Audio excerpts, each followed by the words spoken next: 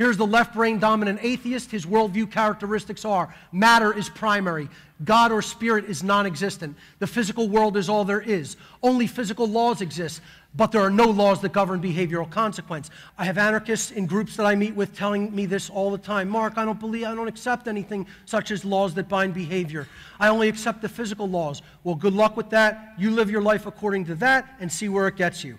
Okay? I'll continue to understand natural law and that my behaviors are governed by laws of consequence, whether I accept that, understand it, know it or not, whether you accept it or understand it or know it or not. Our behaviors are governed by natural consequences built into the fabric of creation's laws.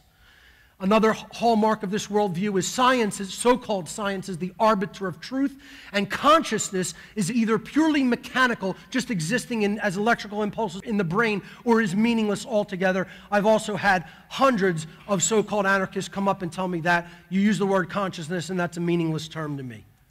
I can't understand how anybody could expect to arrive at the truth of what is creating the human condition with that kind of worldview.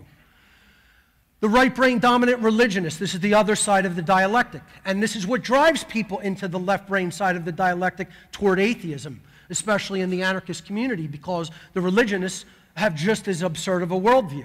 I'm not talking about religion here, folks. Religion is the problem with the world. I want to see all religion destroyed, okay? Especially the religions of government, the belief in authority. Those are religions too, okay? We have to stop calling them politics and understand those are religions.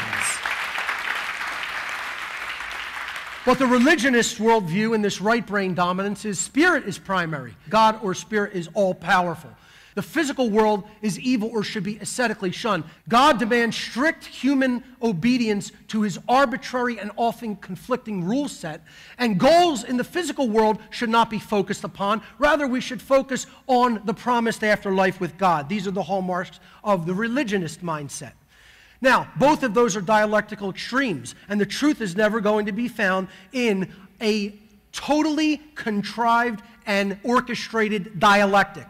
That dialectic exists only to keep people away from the truth, which is often the balancing point between those two worldviews, but does not subscribe to either one of them.